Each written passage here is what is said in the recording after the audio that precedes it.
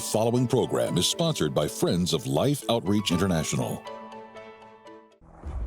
On this special episode of Life Today, they've had to gather up everything they have. If you look at some of the people around you, they're carrying a mattress and everything they can, just whatever they own, they've brought into this area. This is now going to have to be home. And we encountered woman after woman who have lost children, many of them saying we are in critical need of food. It's a desperate situation for us.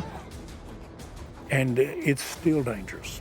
I mean, we were just there and the situation was not good at all. It was one of the most dangerous places I've been. Next on Life Today.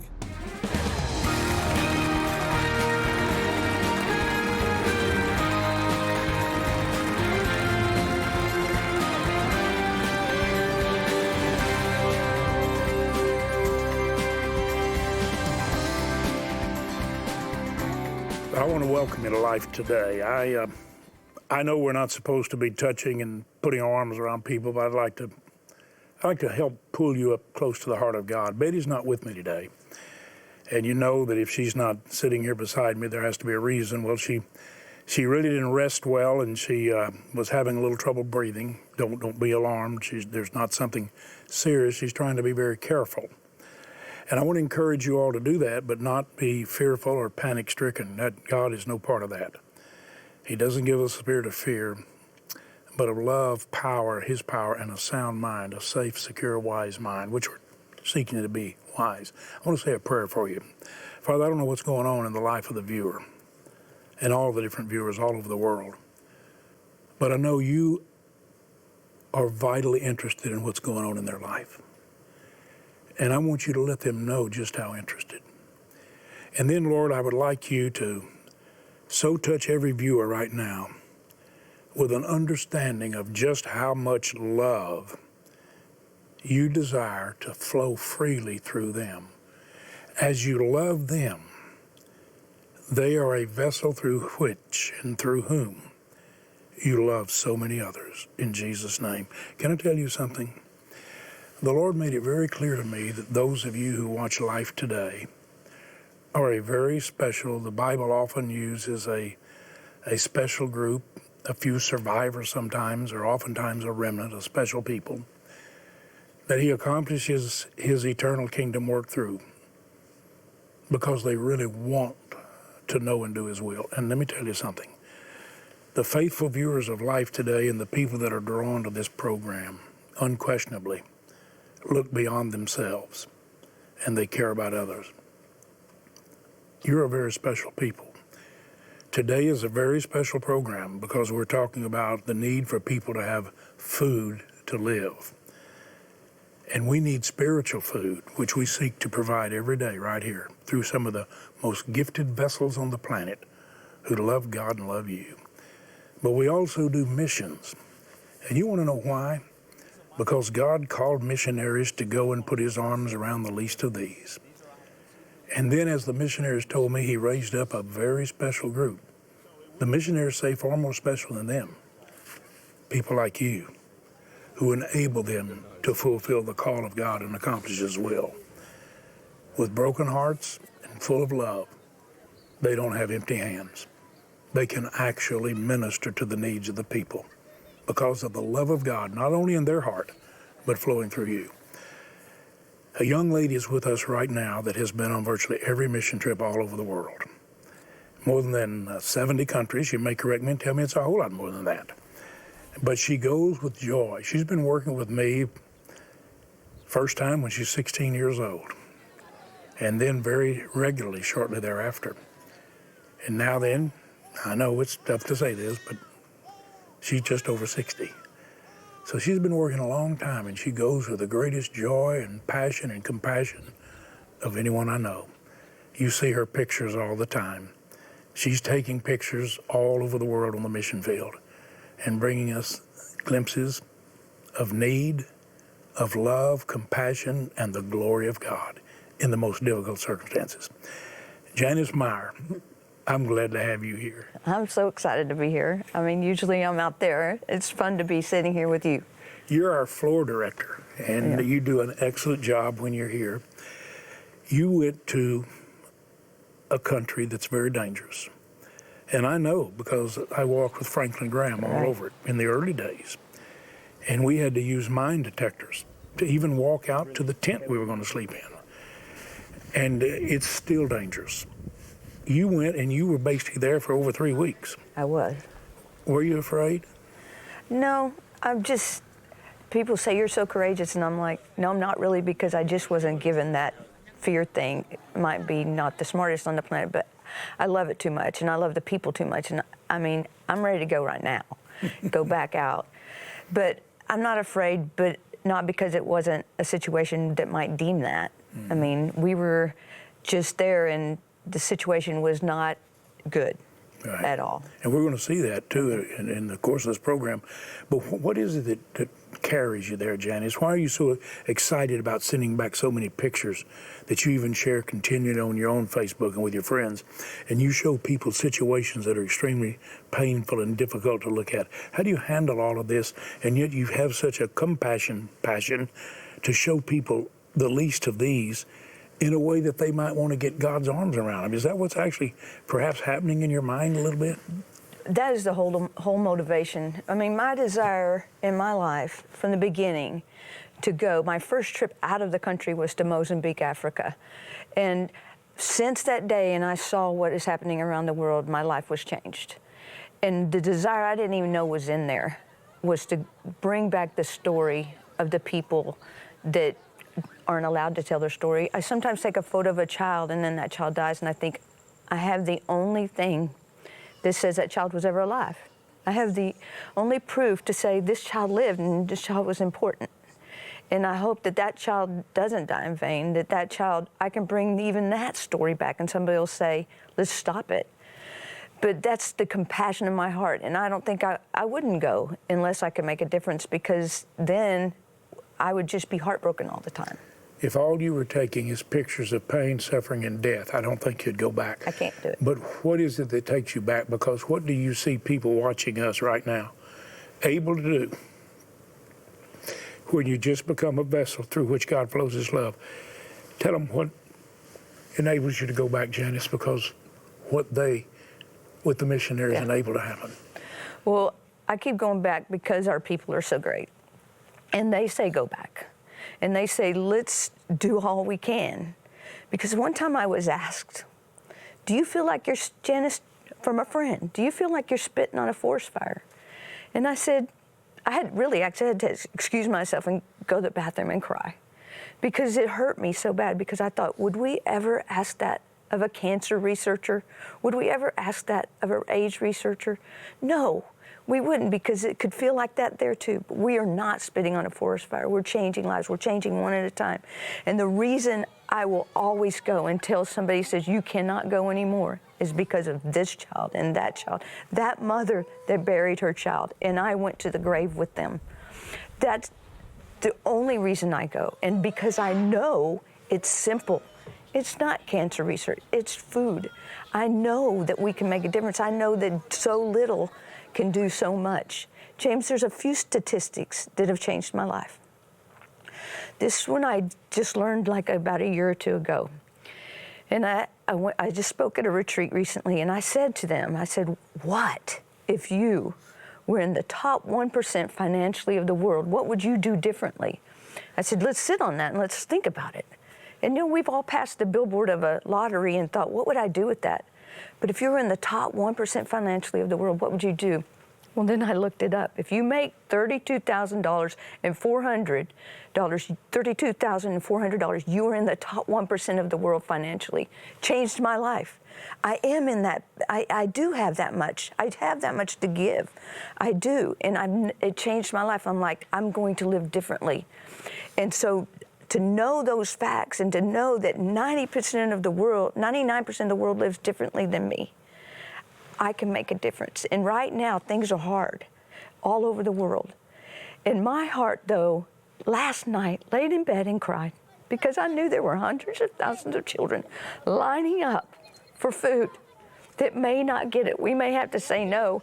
And that is the fear of my life, is that we would have to say no to children. Dennis, you know, you just mentioned the research for cancer, like spitting on fire. We lost a daughter to cancer. Yes. most beautiful 40 years of Jesus' life we've ever seen. And you would say, we want to help them. You wouldn't say it was wasted. Janice, listen, they're looking for a cure for cancer. Yes. My mom died of cancer last year. Exactly. We have the perfect cure, though, for what you're seeing. Right. When you come back and say, this child is dying, we have a perfect cure. We're just going to give them food. You know, we used to see them come with these old rusty cans and try to get it, and they came with plastic bags. And they'd put the soup in it, the missionaries, and it would burn through and be on the ground. And those little kids would reach down and scoop up the dirt to get the soup. And you said, let's give them a heat-resistant bowl. The missionaries were afraid for us to spend money on bowls because they said, we got to have food. We got to have food. Right. We don't want to take money for a bowl. We just, listen to me. You're a miracle worker. You're the perfect cure. You give them what God made, that we all need. I've asked God to give us the greatest outpouring of love we've ever seen. And I know Betty's home right now praying for me and praying for you. I want the perfect cure for whatever attacks you. I want the perfect cure for the coronavirus and any virus. I think we get the more perfect move of God's love when we allow it to flow freely through us. I want you to listen to Isaac Pretorius as he just gives us a picture of what's going on in South Sudan. Some of the most precious people in the world live there. It was very dangerous. And even before this program's over, you're going to see that our missionaries had to pack up and get out. But I want you to listen to this missionary talk about what your love is doing and can do. Please listen closely, but above all things, I want you to look up at God and say, God, you know, we want a cure for every virus, the coronavirus. We don't want older people to die, and they have to have a respirator for some and not one, and we pick who lives and dies. God, we want your love around people. So today, this is a chance. I'm saying, God, let's start a river of love flowing more freely than ever. Just listen to Isaac as he talks about this situation, that the love of God flowing through you and these missionaries is making an eternal, indescribable, miraculous difference. Watch closely. We're here in the People area of South Sudan, and we're briefed by the head of security, and they've said to us, look, you cannot venture out of here today. We were supposed to go out in some of the villages that we're helping in, where literally the conditions are just desperate. They just get hit by crisis after crisis. They literally have lost homes as a result of flooding in some months ago. The drought that is onset after that, they now are unable to produce food for themselves. We found woman after woman who've told us how they've lost children as a result, and yet now they face this heightened insecurity and a physical risk, and it's just devastating because they're children that will be suffering within this area of malnutrition, of starvation. And now they find themselves here where the conditions just worsen. They've had to gather up everything they have. If you look at some of the people around you, they're carrying a mattress and everything they can, just whatever they own, they brought into this area. This is now going to have to be home. And we encountered woman after woman who have lost children, many of them saying we are in critical need of food. It's a desperate situation for us. I need you to understand, the mothers here want peace for their children. They just want to be able to have a settled home, to be able to meet the needs of their children, keep them alive, and a dream of seeing their children thrive. They're not the ones creating the conflict. They are victims to what is happening here from a small group of people that are attacking their area and literally stealing their lives. For most of these women, their biggest concern is, how am I going to feed my child? We will try and meet the needs of these people immediately, but the real challenge is that we've got to get back out into those villages. We're ready to go. The moment they give us security clearance, we'll go back to those villages and we'll reach those people, because it is our responsibility as their neighbors to express God's heart and to extend His hand to them. But we cannot do it without you. They literally had to pack up and move, and the people moved because there was a militia group coming to basically kill them, and they would have targeted the missionaries. But they will go back, and they will be in those villages. Janice, I remember when we were held captive in Angola, and I'd been held hostage before and separated from Betty, from the rest of you. along with Peter. But on this occasion, Peter looked at me and he said, I don't know when we'll get out of here this time. And God used a man they had led to Christ, Albert, who so shook up those militia and those military that were going to take us, not only our tapes, but it looked like our lives. So we know what happened there. But the love of God, listen, those missionaries will be right back there. Our team didn't go home. They moved away from that area and went right back. And they went because the love of God's going, listen, those people you're looking at, nearly all of them have been led to Christ. And they are so open to receive the gospel that is presented in love because it's a demonstration. Janice, what does the Lord put on your heart that you want to share with our viewers today that I hope will stir their heart to be the hands of Jesus? Right. Well, first of all, in that situation, it was one of the most dangerous places I've been recently, for sure, since the time we were together. When we were landing every day there on a small plane, and that day we landed and thousands of people were fleeing with everything they have on their head. And there were 15,000 militia coming that way. So we went in and we visited with them and we did what we can, but we were told we had to leave. And we, like you said, we took out 3 of our partners' people out with us. We got back. Immediately they said, we have to go back. And they said, we can't not be there. We need to help them. And they were sent right back. Wow. And that is what it is out on the field. That's what it's like. That's how our people are. That's the way they are. And my heart is that we don't leave anybody behind. We begin to feed there, and we are. But we'll get in there, we'll get into the villages, and we'll bring mission feeding, which does save lives. Because without it, I've watched too many die, James. I've watched way too many die for lack of food. And my mind will never, I don't care how many years I do this, will never reconcile with that because we have a way to change it. So, James, that's my heart, and that's what my heart will always be. And I just want to bring it to the people, and I want to say, please, please, please do what you can. Won't you be a part of it? When do you get a chance to be a part of something that you know will save a life? Not often. Please, won't you join us? You get to sit here and you get to ask the people, and I don't. I go out, but this opportunity, I'm saying, please, from somebody that's in the field, I'm asking you, I'm begging you, I would get on my knees right now and ask you to continue to feed children like these around the world because we are making a difference. I see it firsthand, James.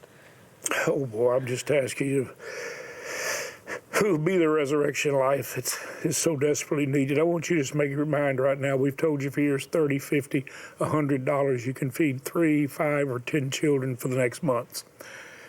And you know I always ask if you could feed 10, do it. I'm looking at this bronze here of this mother. She got water on her head. A lot of them can't find water, but our viewers have given them water where they've never had it. She got a little child on her back. It's a mother's strength. She'd do anything for her baby and what they need so desperately. It's not just water, but boy, right now they need food. And she would go to any extent. We're sending this bronze to those of you who would help us save the lives of 100 children. You know, we've saved, according to missionaries, that they've been able to track and confirm with the various nations of the world where we work, 15 million lives, but think of them one life at a time. Think of them, the 10 children that you could literally give life to, or 100 children if you made a $1,000 gift and you joined with the strength of these mothers who are just praying for God to raise up their children, to give them a future. Would you just say, God, today, let me go online or call in and make the greatest gift I've ever made. You listen to the heart of God through a missionary as he talks about the love of a mother and the desires of their heart that you can fulfill. You can give the greatest gift. You can give life. I'm here with a lady called Vogel here in this village in South Sudan, and I actually don't even know where to start to begin to explain to you what this lady's been through. 5 children that she had, but she's lost 2 of them. 2 precious little children that have been stolen away because of something that is so simple and yet so significant, and that is the lack of food.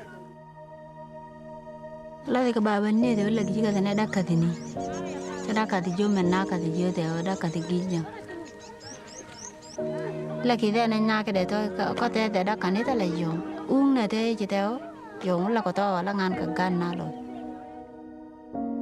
We've asked her, what is it that you need most? And she said, more than anything else, more than shelter, more than anything, what I need is food for my children. I have to have food to feed my children, almost with a level of panic.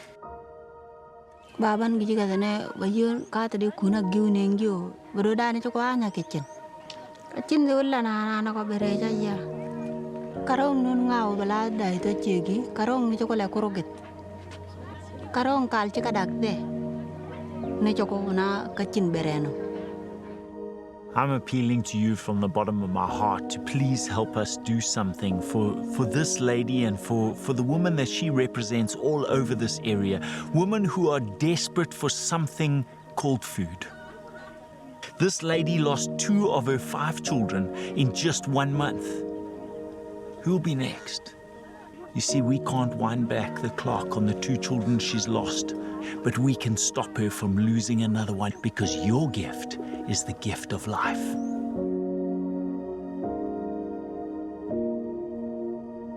God, I just found myself praying for you and those you love. We did lose a daughter, okay? We have 11 grandchildren. We now have 7 great-grandchildren. You think we don't understand what it means to love a child? How precious. Every one of you who are grandparents or parents or you just love kids, would you please, make the greatest gift you can? Would you get your checkbook and make a check to life, or would you go get your bank card and call the number? That's a prayer line for broken hearts and people who have loved ones that are sick or needy. Or would you go on the website and make the gift? Or if you could give $100 or $1,000, I'll guarantee you sure will lighten a lot of mothers' loads for those beautiful little kids. So precious to them. But don't you think $30 is too little? 3 children, 3 people. Father, help everybody do what they can right now. We have some beautiful gifts to bless you with. Spiritually inspirational, I promise you. But would you right now, please, get your bank card or checkbook. Make the gift God puts on your heart. If you mail it in, please call and tell us you're sending it. I want to tell those missionaries the support is on the way. You're going to be able to feed those children. You're going to be the miracle those mothers pray for. Mission Feeding began with a promise to be there in times of crisis for thousands of hurting and hungry children in their time of need. Now more than ever, we need your help to save lives by feeding and caring for children across the continent of Africa. With food reserves gone and many areas experiencing severe famine, we urgently need to replenish our supplies to reach the 350,000 children who are counting on us. Your gift of love can be the miracle answer to a desperate mother's prayer. Call now with your life-saving gift of $30, $50, or $100 that will help feed and care for 3, 5, or 10 children for 3 full months. With your gift, we'll send you the Global Impact of Life Journal. This soft-cover journal includes pictures from the mission field and inspiring scriptures as a reminder of your impact in giving to bless lives around the world. With your gift of $100 or more, please request the Global Impact Bible. This English Standard Version presents a fascinating guide to the impact of the best-selling book of all time, filled with quotes from well-known figures, photographs, and reproductions of fine art. It highlights the many surprising ways Scripture has shaped civilization. Finally, with your gift of $1,000 or more to help feed and care for 100 children, be sure to request our commemorative bronze sculpture, A Mother's Strength. Please call, write, or make your gift online today. My name is Janice. I've been a photographer with the Life Outreach Mission Team for over 20 years. I've traveled all over the world trying to help children in need. Even though my heart is broken each trip by the amount of pain and suffering I've witnessed, I wasn't prepared for what I saw on our trip to South Sudan. This boy's name is Lazarus. His Christian mother gave him this name, and it's very fitting because Lazarus needs a miracle. He wanted to see his picture a minute ago. I was scared to even show it to him because I don't know if he understands what he looks like. And I showed him, and the man said, he's saying, "Who is that? Who is that?" Can't even recognize himself.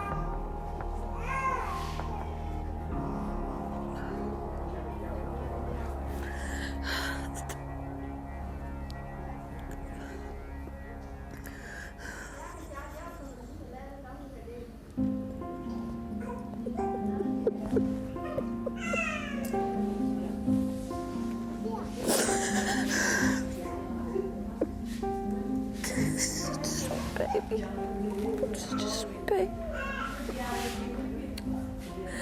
Oh, baby. There's thousands like this all over Sudan. We need to help them get a brand new start. We need to help them grow and be children and have fun. All it takes is food. Food. It's so simple. Jesus, give him a miracle. Give this baby a miracle. Oh.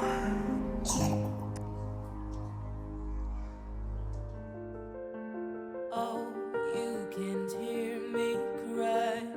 See my dreams all die. From where you're standing on your own.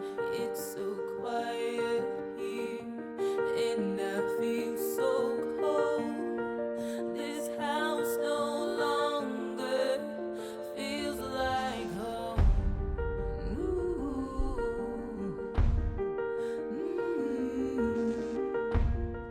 Well, in behalf of Betty and all the missionaries, I thank you, and Janice, I want to thank you for going to the ends of the world, literally to put God's arms around people. And let me just say to all of you as we say goodbye, you know, I'm in my 70s. You know what we found out? The people that control the greatest resources on the planet are 60 and 70 and over, 50 and over for sure. God has entrusted to our watch care at this time of being elders, the older, the resources to release more of the love of God than has been released in history. Let's do it. Let's be a part of that great awakening. Let's pour out the love of God. Thank you so much.